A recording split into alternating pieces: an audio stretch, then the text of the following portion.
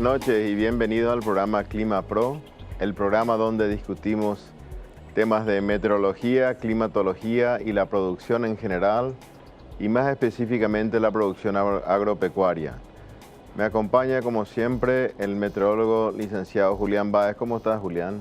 Muy bien, Norman, un gusto estar de nuevo en el programa contigo, por lo menos después de 3 semanas. Después de 3 semanas de ausencia. También tenemos un invitado especial, el ingeniero agrónomo Gustavo Ruiz Díaz. ¿Qué tal, Gustavo? ¿Cómo te va? Muy bien, Norma, muchas gracias por la invitación, gracias por estar en tu programa. Licenciado Julián, un gusto estar en el programa también. Bueno, Julián, antes que nos cuente un poquito algo de tu viaje, te quería contar que me llamó mucho la atención en los periódicos esta semana, no solo la sequía de California, que sigue, ya es una sequía decadal, no se están recuperando. No hablemos de los cultivos, los reservorios de agua que tienen para tomar las grandes ciudades como Los Ángeles y demás ciudades del suroeste de los Estados Unidos no se están recuperando. Pero además hay una sequía muy fuerte en Bolivia, sobre todo en la zona de La Paz, en el Alto, donde el agua normalmente viene de los glaciares. Hay algunos estudios preliminares que dicen que estos glaciares se vienen derritiendo al punto de estar desapareciendo y que eso está afectando la provisión de agua en el Alto. De todos modos, y por donde lo miremos, una situación bastante grave. Sin duda, Norman. No hay que olvidar de que este año otra vez va a ser declarado el año más cálido, de toda nuestra historia registrada. Este sería creo que el 5º año consecutivo en donde cada año vamos teniendo temperaturas más elevadas que el año anterior. Esto no significa por cual haya sequía ni en California ni en Bolivia, pero en alguna medida también eso contribuye a desequilibrar un poco la distribución de energía traducida en lluvias, ¿verdad? En los últimos análisis de NOAA con relación a la precipitación en la cuenca del Plata, por lo menos, tenemos déficit de hasta 200 milímetros en el último mes nada más de lluvia en la zona, sería en este caso sur de Bolivia, departamento de Santa Cruz, fundamentalmente, pero no solamente allí, sino también en la zona del Pantanal, Mato Grosso y Mato Grosso sur de Paraguay.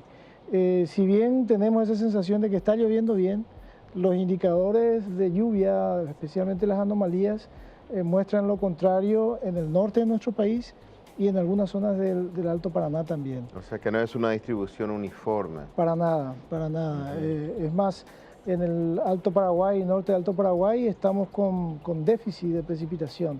El único sector donde hay excesos es aquí en el departamento central, Ñeembucú, Misiones. Ese sector, Caazapá, Guairá, ese sector es donde se está concentrando la precipitación desde el mes de octubre principalmente. Y contanos un poco, Julio, antes de seguir con otros temas, ¿qué anduviste haciendo por Centroamérica? Bueno, estuve representando al Servicio Meteorológico de Paraguay en una reunión que se hace 2 veces, o sea, una vez cada 2 años, mejor dicho. Se llama Conferencia de Directores de Servicios Meteorológicos e Hidrológicos Iberoamericanos, con la participación dentro de iberoamericanos de España, Portugal, Brasil, y es un evento donde se planifica fundamentalmente actividades de capacitación para personal de nuestros servicios meteorológicos en Sudamérica y otros proyectos que tienen que ver con mejorar la capacidad de los servicios meteorológicos de Iberoamérica, pero concentrado fundamentalmente en lo que es Sudamérica y Centroamérica, desde el punto de vista de mejora de su tecnología, mejora en programas de capacitación, como ya mencioné, y básicamente eso. Me tocó un huracán, cruzar un huracán. Me tocó un huracán. Igualmente, un poco de todo, porque también tembló la tierra, hubo un terremoto en El Salvador, en la zona más oceánica, en el Océano Pacífico, que hizo impacto en donde estábamos, en la ciudad de la antigua Guatemala, una ciudad muy bonita. Ciudad, ¿eh? Sí, es muy bonita, realmente conservado así como se inició. La primera instrucción que nos dieron fue qué hacer en caso de terremoto. Por supuesto, nadie le dio mucha importancia, pero tembló la tierra y bueno, la reacción siempre en esos casos es un poco diversa. En esta oportunidad, bueno, no fue tan intenso, entonces no pasó a mayores. Felizmente para nosotros y para nuestro programa y para los programas de servicios climáticos que Julián viene liderando aquí en Paraguay también. Después de un corte vamos a estar de vuelta con un resumen de lo que ha sido el tiempo y las precipitaciones en esta última semana y vamos a estar ya conversando con nuestro invitado.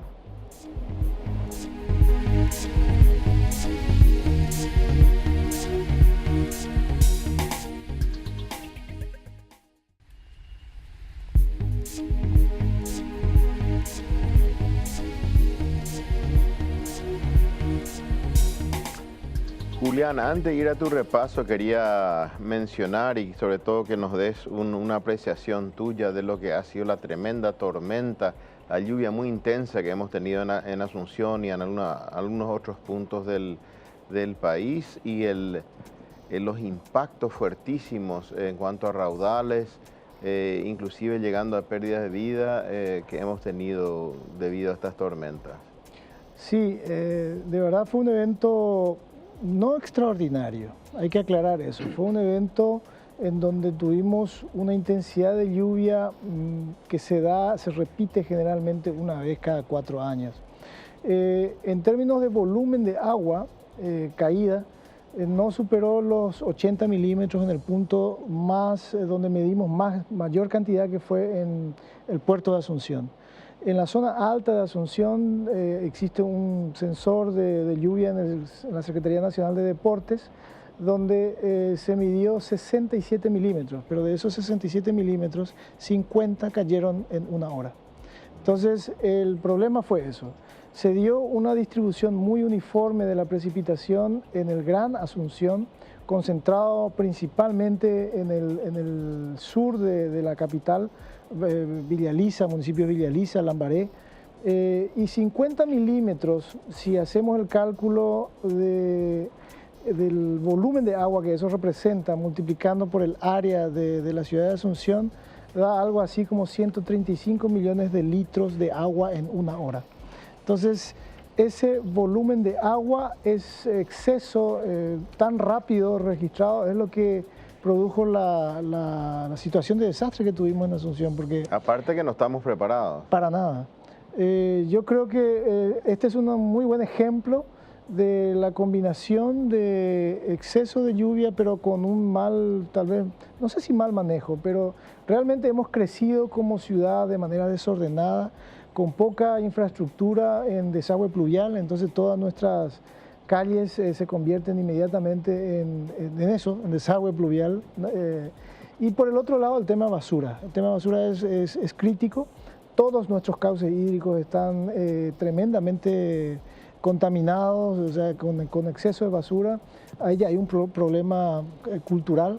No podemos negar que el evento fue extremo, pero por el otro lado hay que reconocer que en estos últimos 5 años prácticamente todos nuestros municipios han incrementado mucho el pavimento asfáltico, entonces estamos reduciendo la superficie natural, de que se reduce la infiltración, en consecuencia esa intensidad de lluvia automáticamente se transforma en caudal y produce el impacto que produjo, que vimos el domingo, que fue realmente mucho más severo de una tormenta similar que se dio el 29 de noviembre del 2012, en donde en aquella oportunidad también se dio en la zona de Lambaré, pero en esa oportunidad desafortunadamente murieron 4 personas. En esta ocasión, no sé si hay mejor información o la gente está más preparada, pero afortunadamente dentro de la desgracia falleció solamente 1 persona, comparado con una tormenta de las mismas características en el 2012. Así es. ¿Y cómo anduvimos en las otras partes del país y en general la semana pasada y anterior, Julián? Bueno, en términos de cantidad de lluvia estamos hasta, digamos, normal en el área del Gran Asunción. Si analizamos el volumen de precipitación o sea, lo que fueron los últimos 7 días, gran parte de lo que sería la zona norte del Paraguay sigue con déficit de lluvia, el resto del país con cantidades normales. Sin embargo, si miramos a nivel del mes, en los últimos 30 días, observamos que hay un núcleo de excesos de precipitación en el centro de la región oriental, departamentos de Caazapá, Guairá, en el orden de los 50 milímetros de exceso, pero Amambay, Canindeyú, norte de Alto Paraná, también la zona de Alto Paraguay, todo eso están con déficit. Y déficit hasta, te diré, marcado, porque volúmenes deficitarios de hasta 100 milímetros inclusive en esos sectores. El resto del país se encuentra, digamos, con buena lluvia. Lo que va de noviembre va a terminar con excesos seguramente aquí en Capital, Itapúa, Caazapá, Guairá, Misiones, Paraguarí, Ñembucú. Todo ese sector bajo Chaco va a terminar con exceso de precipitación, o por lo menos normal para ligeramente superior. Pero lo preocupante es que justo los lugares con déficit, algunos de ellos, norte de Alto Paraná, algunas zonas de Canindeyú, inclusive de Amambay, son zonas grandes productoras de soja, sobre todo, que es la época. Es correcto. Y bueno, esos son los registros que tenemos que están indicando de que efectivamente hay déficit en esa zona más productiva, ¿verdad? Y pese a que tuvimos una inundación urbana severa este domingo, eso no significa que estemos con un exceso muy grande de precipitación a lo largo de todo el mes, inclusive aquí en Asunción. Ahora quiero pasar a presentarle a nuestro invitado. Como les dije, está con nosotros el ingeniero agrónomo Gustavo Ruiz Díaz. Él es ingeniero agrónomo por la Universidad Nacional de Asunción, máster ciencia en economía agrícola en la Oklahoma State University en el año 1995.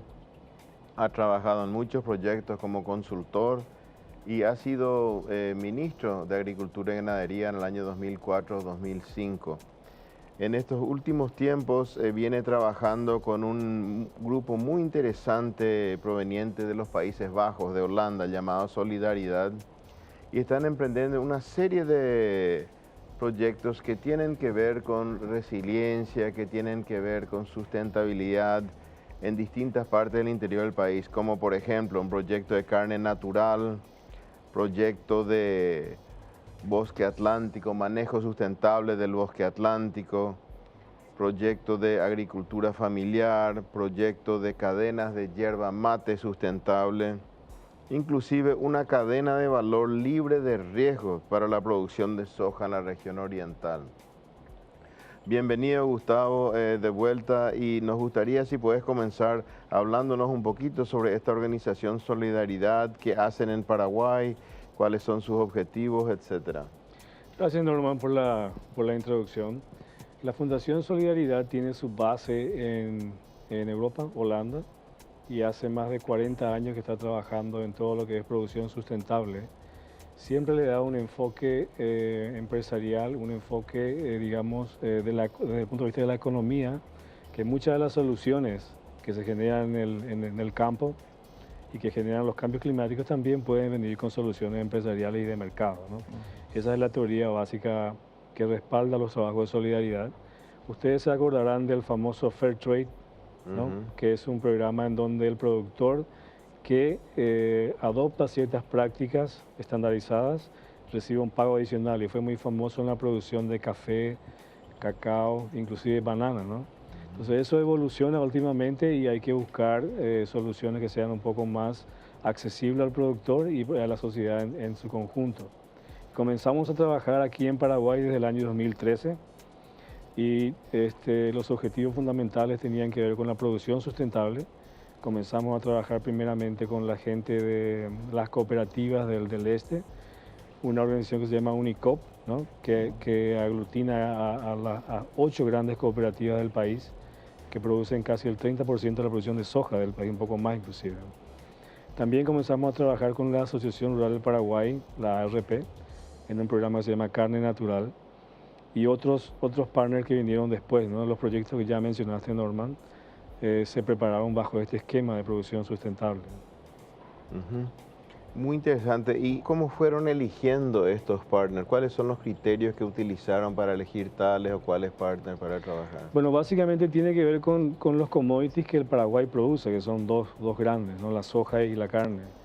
Y son los commodities que el país tiene que optar de producir y usar sus recursos naturales para poder aumentar la oferta de estos commodities y que el país en general alcance un bienestar económico, ¿no? Sin olvidar el tema ambiental. Entonces, decidimos trabajar con estos grandes productores de soja que ya mencioné, son 8 grandes cooperativas.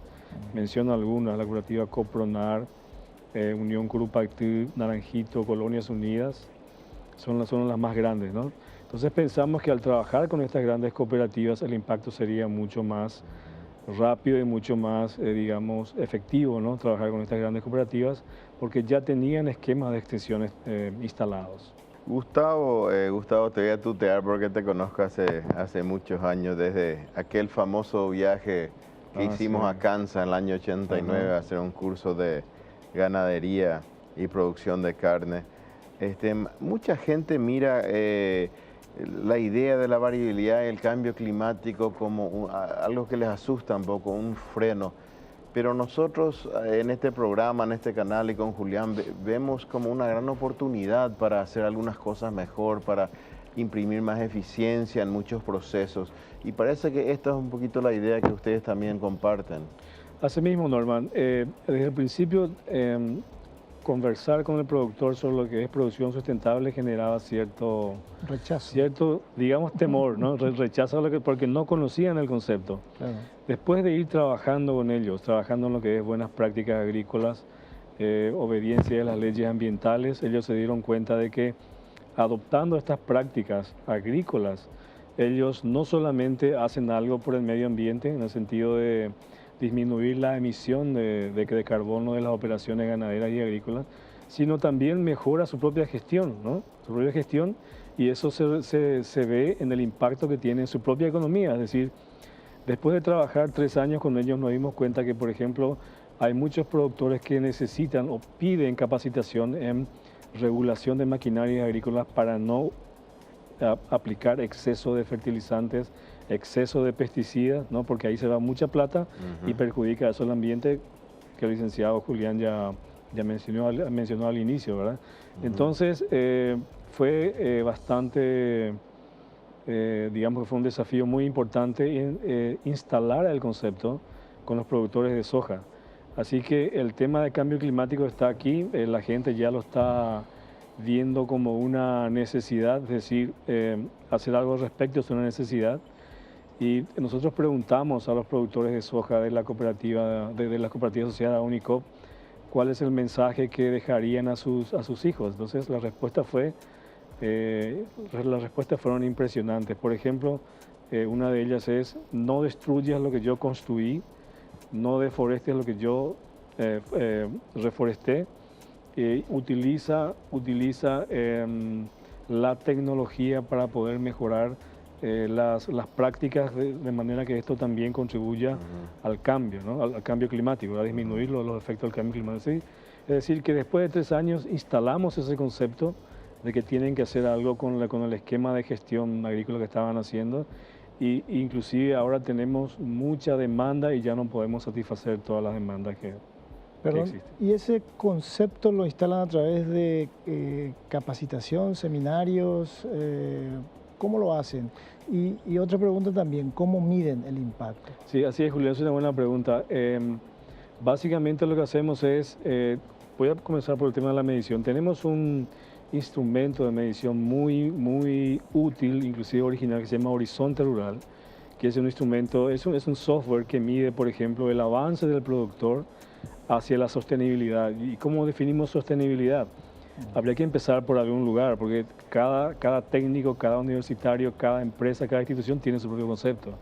Y nosotros decidimos comenzar por algo bien práctico, que son las leyes ambientales, sociales y económicas del país. Esos son los objetivos máximos que pusimos como sinónimo de sustentabilidad, aunque sabemos que es complicado alcanzarlas todas, respetarlas todas. Y eso pusimos como objetivo, y este instrumento se llama Horizonte Rural. ayuda a ver hasta dónde está el productor respecto a los objetivos, cuánto le falta por hacer para alcanzar los objetivos, y a partir de ahí desarrollamos los esquemas de capacitación. Y ahí voy a la segunda pregunta. Desarrollamos, por ejemplo, esquemas como días de campo, demostraciones en las fincas, contratamos especialistas que enseñan a regular las maquinarias, especialistas en el uso y aplicación de pesticidas, de fertilizantes, generamos manuales que el productor recibe en la mano y lo lee con mucha facilidad. No son manuales científicos, sino son manuales prácticos.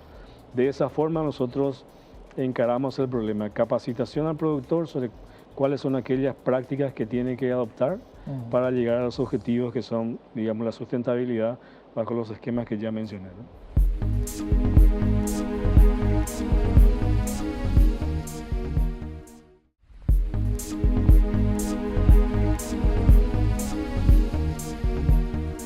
El concepto intergeneracional es un gancho que realmente las personas, por lo menos los que son dueños de su tierra, creo que hay una diferencia cuando son arrendatarios que cuando son dueños de la tierra. Muchísima diferencia, sí.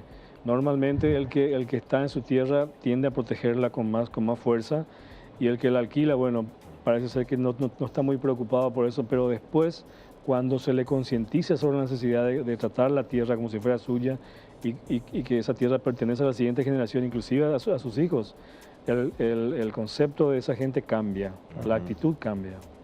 Entrando un poquito en uno de los proyectos para conocer un poquito más a fondo un proyecto en particular, a mí se me ocurrió que el tema de carne natural iba a ser de mucho interés para nuestro público.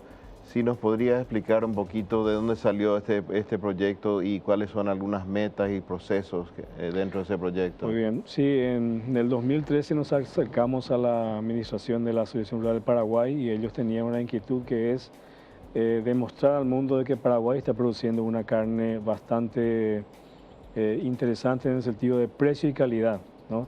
Pero faltaba este tema de, bueno, cuáles son las prácticas que están llevando a cabo los ganaderos, cuáles son aquellas prácticas que tienen que ser adicionadas a las que están haciendo ahora para generar un producto que se conozca en el mundo entero como un producto que tiene ciertos estándares, ¿no?, de producción.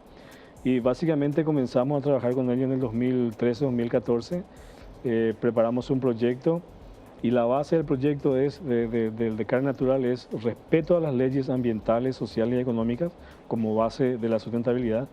Y después ellos agregaron algunas que otras prácticas que son fundamentales para que el mercado los reconozca como carne natural. Por ejemplo, la prohibición del uso de hormonas, ¿no? Antibióticos para engordo y ese tipo de cosas. Y algunas otras prácticas en la ganadería que demuestran que pueden mejorar la eficiencia en la producción.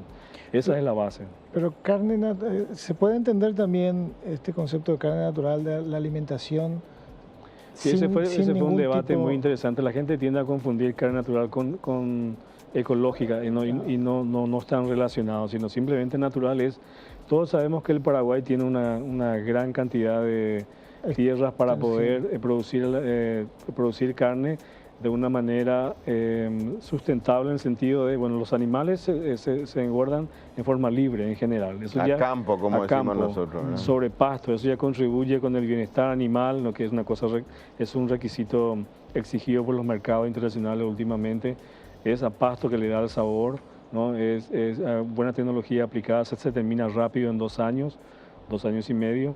A eso nos referimos, y el no uso de químicos que podían, digamos, contaminar la carne, ¿no? A eso nos referimos con carne natural. Okay. Y Paraguay hay casos repletos en que Paraguay ya lo está haciendo, es decir, la idea era aprovechar las prácticas que sí son aceptables en el mercado, pero que no son bien conocidas en el mercado todavía, ¿no?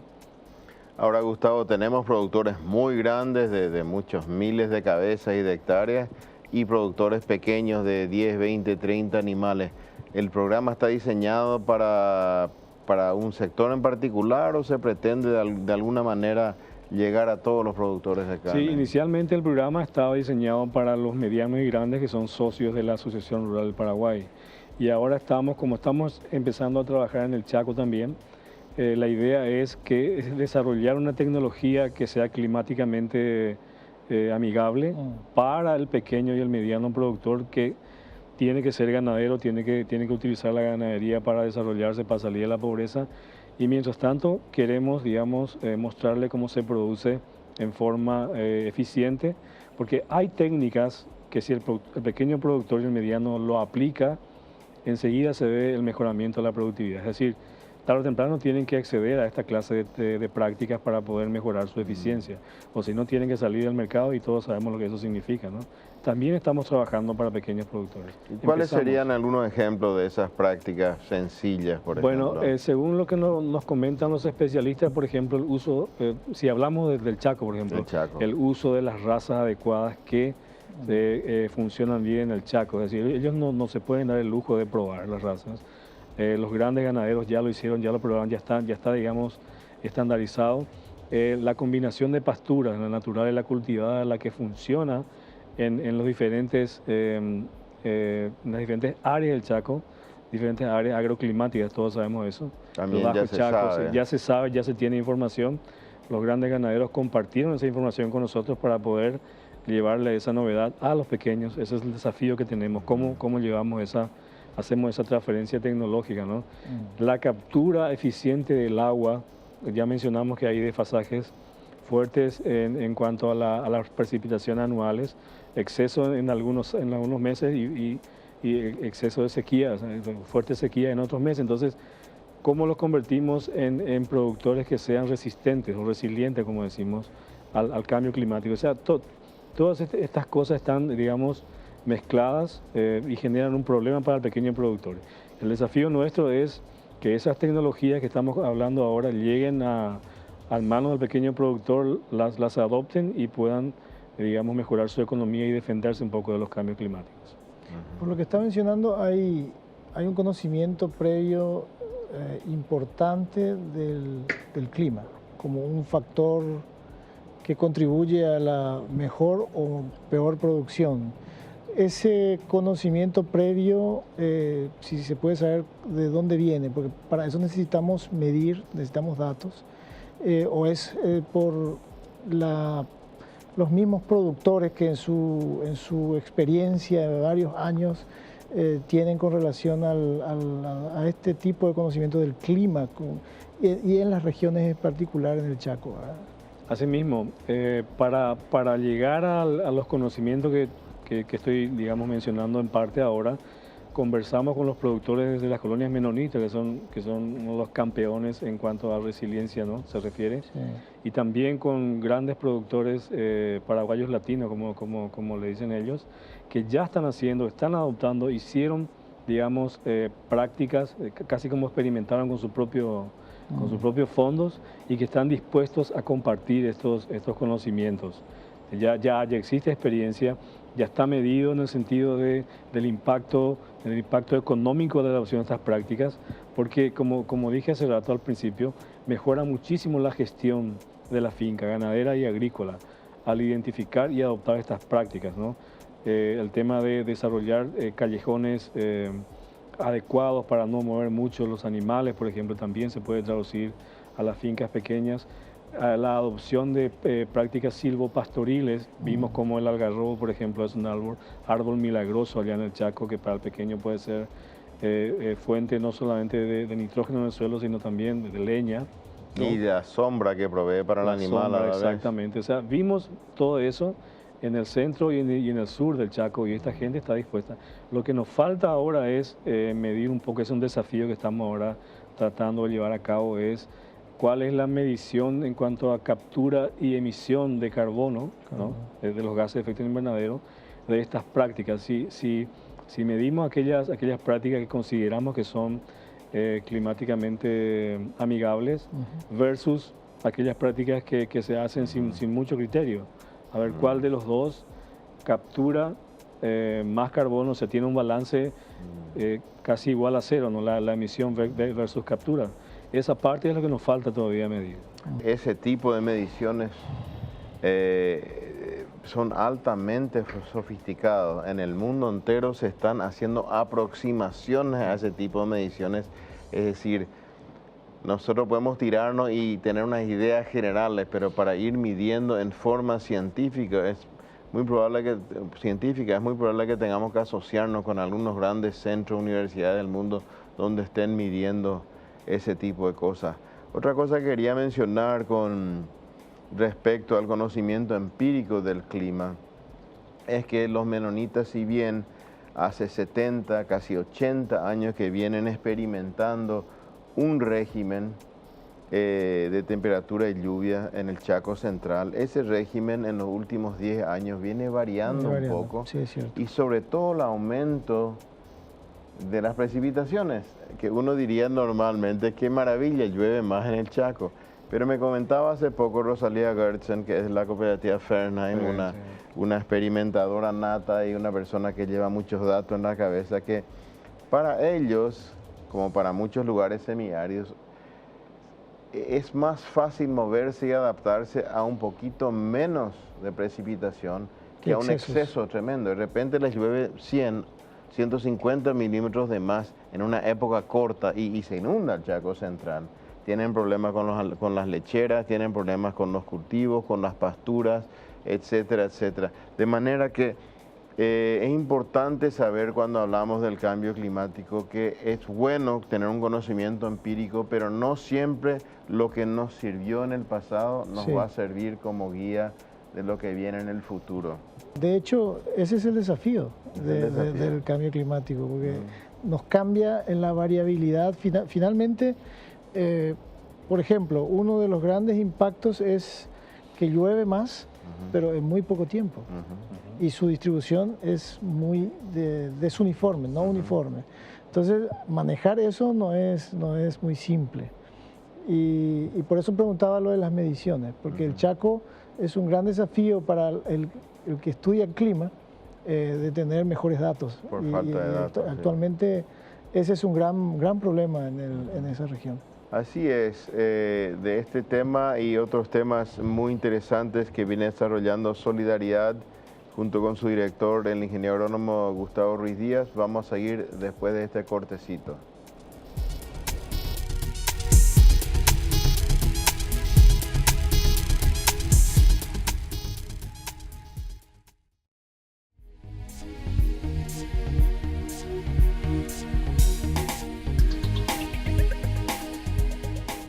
Estamos de vuelta y hemos estado tocando temas fascinantes sobre la producción de carne natural, de soja sustentable en la zona del Alto Paraná con el ingeniero agrónomo Gustavo Ruiz Díaz. Pero en este momento nos gustaría darle paso a Julián Báez para un pronóstico de lo que se nos viene en cuanto al clima. Gracias, Norman. Bueno, estamos en pleno noviembre, o finalizando noviembre, mejor dicho.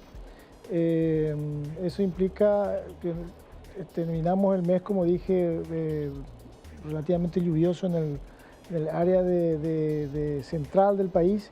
Esto continúa la próxima semana, o sea, las lluvias se van a volver a concentrar en el centro y sur de la región oriental.